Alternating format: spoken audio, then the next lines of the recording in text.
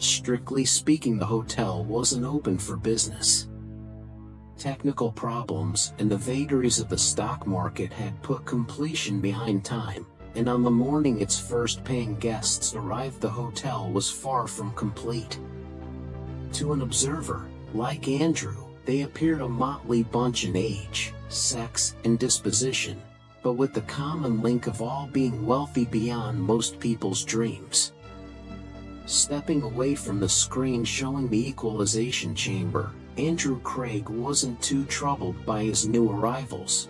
As station commander, it was his concern to keep Earthrise fully functioning, and in that capacity he had more than enough problems with fitting out, commissioning, and troubleshooting everything that was hidden from the view of any hotel guest.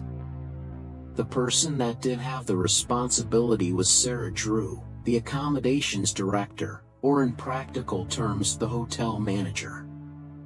To Sarah, the guests were her first priority, and while she understood Andrew wanted a precise, orderly orbit, she wanted a comfortable and value-filled holiday. Together they would produce a unique experience, unequaled anywhere on the planet below. Of course, that was the theory. The reality was that as the guests passed through the airlock and into the arrivals lounge, Earthrise was anything but orderly or comfortable. And if the practicalities of being open for business at a time when construction and technical engineers were still trying to complete their tasks wasn't enough, Andrew had received a directive from Wubbock to move and place the space station as close as possible to the asteroid's pass. It was something he was reluctant to do. He had immediately begun a stream of communications up from and down to head office, until everyone was quite clear on their own position, and the other's position. To Andrew, any alteration was fraught with problems and a burden he preferred not to add to the multitude of others, but each time, at each and every reason he posed, head office had crunched the numbers and replied with a validation to their own position.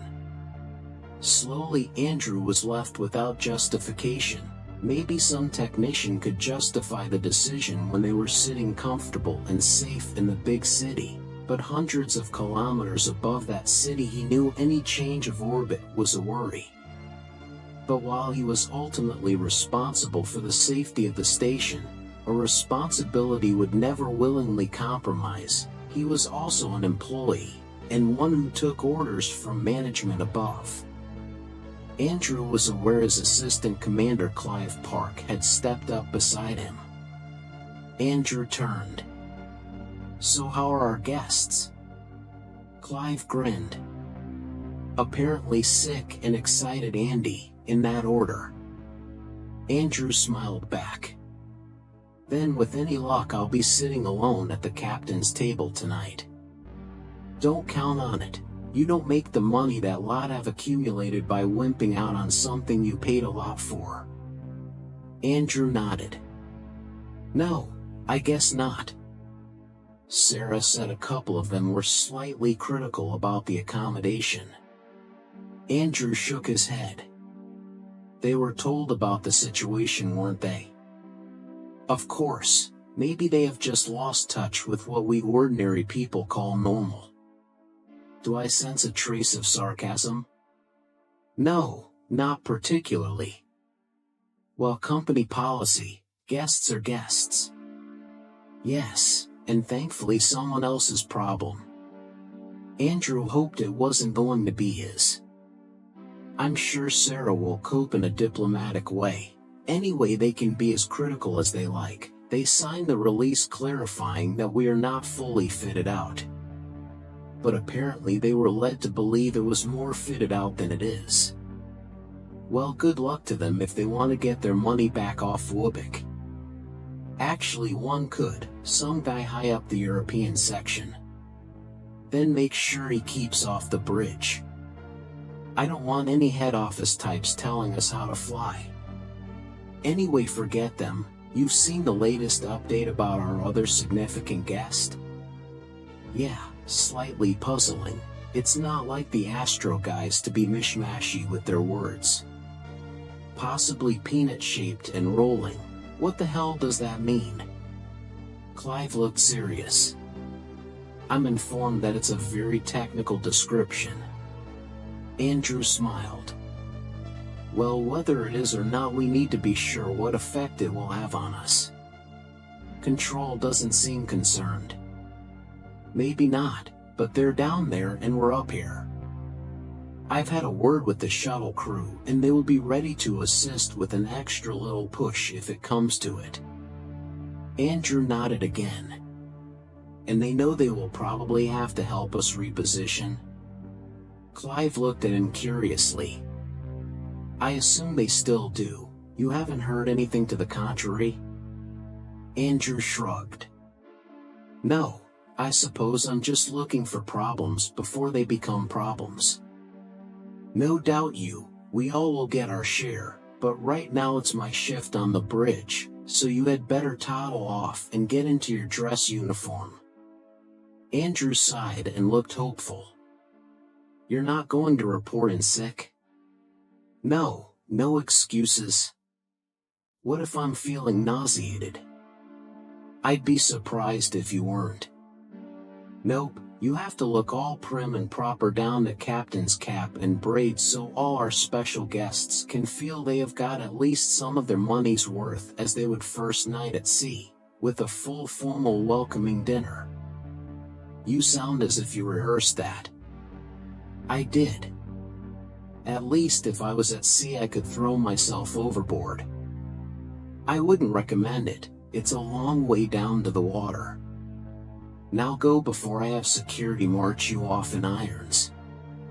Andrew tried to look threatening. I should remind you that I'm head of security. Clive looked equally serious. Go. Now, before the crew mutiny. It wasn't every day they had a meal like this on the station, not that they ate out of tubes the rest of the time. Mostly they were supplied bulk dehydrated foodstuffs that as and when needed, and once rehydrated, were prepared into meals with at least some similarity to those they were used to back home, but supply was never assured, so having a stocked larder was more of a priority than appetizing freshness. Because of this, every supply rocket had carried at least something edible to bring it up to its maximum payload to fuel ratio. As they sat and ate of all the things that still needed to be done on Earthrise, a full food store was the most completed. Occasionally, if space and weight permitted, treats were sent up, but the meal now being laid out before them was a veritable feast. There were several reasons, the wealth and influence of the guests being the main one, and the hope for publicity a close second. To ensure success, a special cargo drone had preceded their arrival to ensure that appropriate fare could be provided. Looking around the table, Andrew could see only 2 of them were now missing. He tried to put names to the faces sat beside him. Some were easy to recognize, some more elusive, and some whose images never appeared in public. They seemed okay, mostly conversing, even animatedly, with their peers. A couple preferred only to eat and stare out the window. Andrew could understand why. It was a magnificent sight. The planet, the stars, and every few minutes, when Earthrise turned back again, the distant asteroid. Space, to those who have had the good fortune to observe it close up, is a sight that amazes and continues to amaze even in the most indifferent of eyes.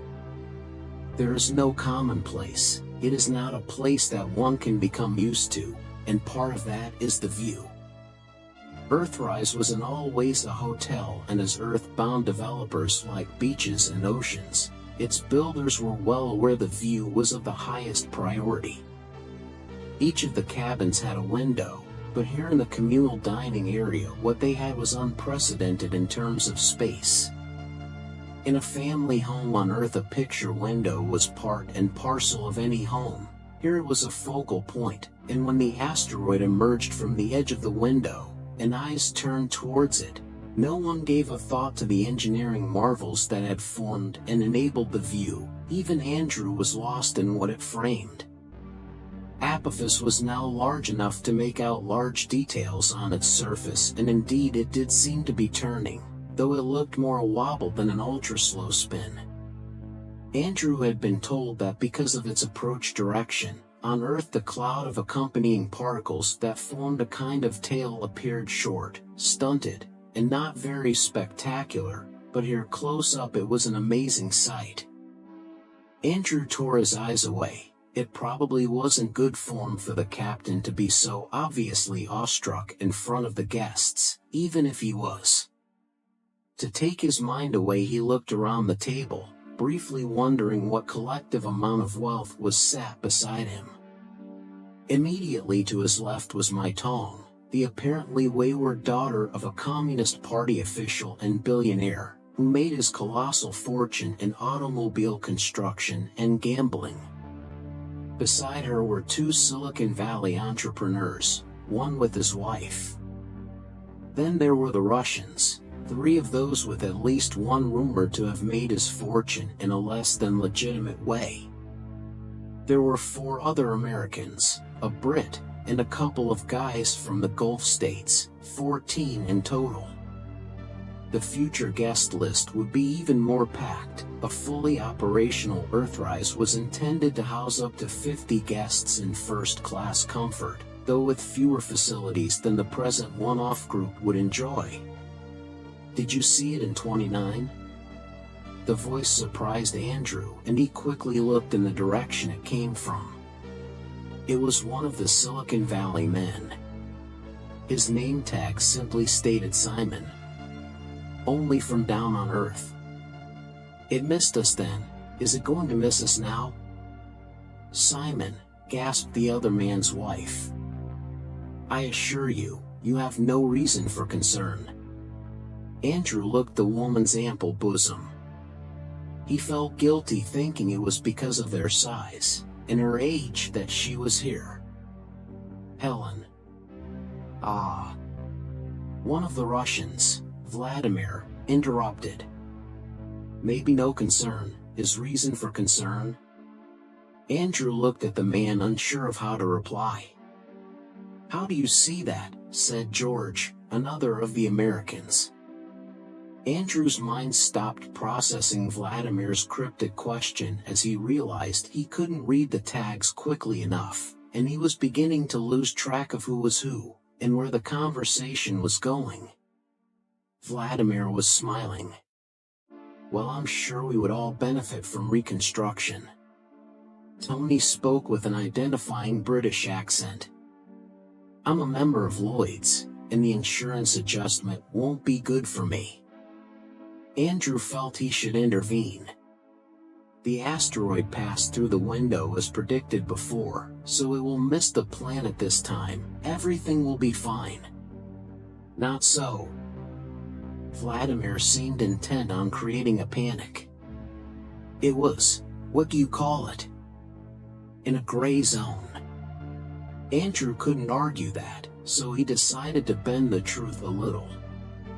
"I can assure you that if there was any danger of impact, none of us would be here." He did believe that, but it was also something he wasn't 100% sure of. Vladimir smiled a threatening smile that Andrew was also not 100% sure of. "And here, are we safe here?" Andrew could see Helen was beginning to panic.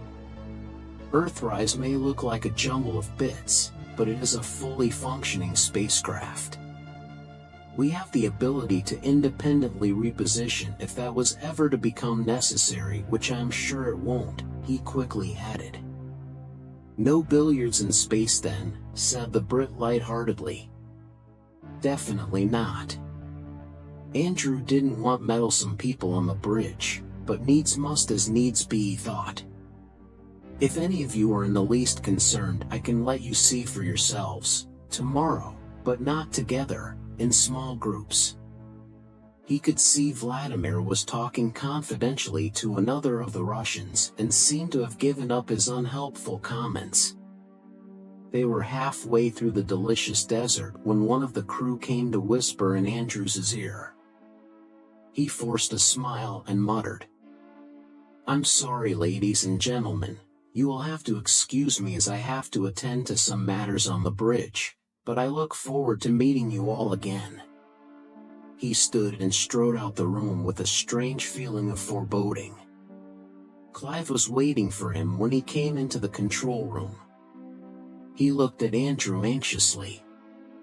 "A communication from base," Clive said, preempting the question. "There's a possibility there are 2 asteroids?" "2?" Andrew said with more surprise than intended. "Well, nobody can give us any definitive answers yet, but the wobbling behavior could be caused by an uncohesive core, or it's possible that sometime the asteroid was broken apart, or it could have even picked up a companion on its travels. Could be 1 or 2, that's it. Nobody knows, they are just informing us. Consequences? Possibly quite a few. Again, nobody is willing to, or can give us any definitive answers. Then are there any undefined answers that should concern us?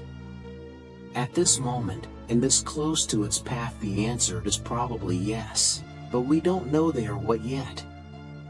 Then until we do, we need to begin maneuvering to a safer orbit." Clive nodded. "Tricia is already running the data." Andrew looked at the young woman sat before a bank of computer screens. "What's your take?" "With the information available, it's difficult to be confident. What I do know is that a lower orbit will take us closer to the atmosphere and gravitational effects, and hem us in. One further out will give us more opportunities to make adjustments." It took Andrew only seconds to decide. Do the calculations, but out it is. He looked at the woman and Clive. "I suppose I had better return and let our guests know in the most reassuring way I can." With less than 24 hours before the asteroid's arrival, Earthrise was approaching its higher orbit. It was far later than Andrew was happy with, the delay being down to the fact that further out into space various militaries from around the world had located very sensitive satellites. The last things those people wanted was a load of tourists who for a multitude of reasons could see, and maybe work out what they were up to. Besides prying eyes, the higher orbit also created isolation for the station, and any departure back down to the planet created its own problems. But as the shuttle wasn't intending any imminent departure, that was the least of their problems. Andrew had explained in terms that he hoped would assure and arouse least amount of concern at what was happening, and how scientists had now speculated that the asteroid would glance the edge of the atmosphere. There was still no consensus as to a partner, though the majority now believed there were 2 asteroids, an opportunity according to head office, that would give a sight from Earthrise, a sight witnessed by no one on or off Earth before. It was what the visitors had paid for: asteroids, meteor trails, and with Earth as a backdrop. Andrew had expected there would be some wanting to evacuate, but with a hole in their bank balances and nothing to show for it, only a couple made a half-hearted request to do so. What Andrew didn't tell them was that even if anyone wanted to, he couldn't let go of the shuttle. It was even more critical now for its ability to help with maneuvering. With 12 hours to go, everyone settled down in anticipation of the most spectacular sight they, or anyone, would ever see. With 4 hours to go, more bad news arrived. Andrew looked at the faces. He felt nervous. These were people with immense power and influence, and not the kind of people who accepted being told what they would do, but him having to order them do something was what he had to. "We have further information," he began, "concerning the safety of the ship and all of us aboard it." He saw a few faces register what could have been fear. "Firstly, I wish to assure you that your safety, and that of Earthrise's crew, is the absolute priority of the World United Banking and Investment Corporation. Nothing will be done or contemplated, and no decisions will be made that will compromise the safety of any person aboard, now or into the future. I give you my word on this." He felt it added a little more authority if he personally certified what he was about to say. Information has only within the last few minutes been relayed to us regarding the asteroid, and I'm afraid it is not what we would have hoped for. Now some of the faces did show fear. I have already conveyed to you that observations suspected the asteroid is not a single cohesive body. These have now been confirmed. Instead, it is a conglomeration of hundreds, possibly thousands or more individual boulders, rocks, and ice particles. In light of this, the World United Banking and Investment Corporation has decided that Earthrise's proximity raises concern. The Silicon Valley man's wife let out a sob, and suddenly everyone was talking and bombarding Andrew with demands. "Please," he said, ignoring whatever was said towards him. "Let me finish and I will answer any questions you have. We are undertaking further changes in our orbit, but to ensure the safety of all aboard, everyone, including non-essential crew members, will be immediately located to a secure area. In this area we will be safe." The words from a direct impact were foaming in his mind, but he decided that wasn't something he should share. Andrew gently touched the cabinet top. The physical contact was irrational, but as his fingertips still felt no vibration, it gave him a slightly reassuring feeling. It was an action that he had only just realized had done repeatedly as the minutes had ticked away.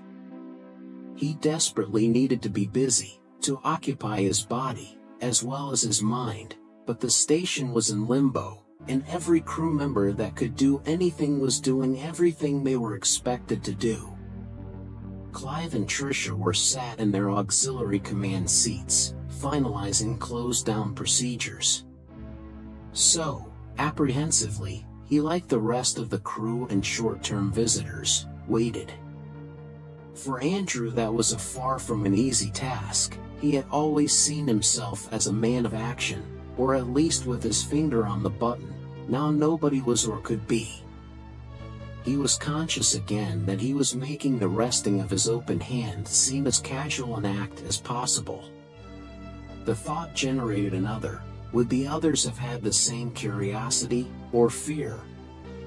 Almost certainly they would. He looked slowly around the interior of the cramped pod. Cramped, that wasn't an exaggeration. The capsule had been designed to accommodate 49. The number always annoyed him. It offended his sense of symmetry, of neat parcels. Why not 50? Whatever the design team had on their minds, the number here now was in justification 3 less than they had assumed. But in their plans and procedures they, as people who don't face immediate danger do, had assumed that everyone would be calm and confident, and that half their anonymously calculated occupants would be resting, laid inside the recessed cots that occupied the far end of the area like tiers of open filing cabinets, or as had otherwise been observed, like racks in a morgue. The reality was that few were calm enough to slip inside the small tunnels, never mind rest or sleep in them.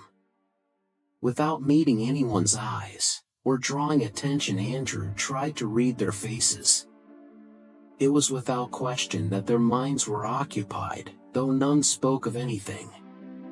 In fact, conversation had now ceased. Hardly anyone had uttered more than a short sentence for the last 15 minutes. It wasn't that they were in actual fear of their lives. Well, not immediately. Compartment 6, or as it was unofficially known, the refuge, was one of the strongest parts of the station.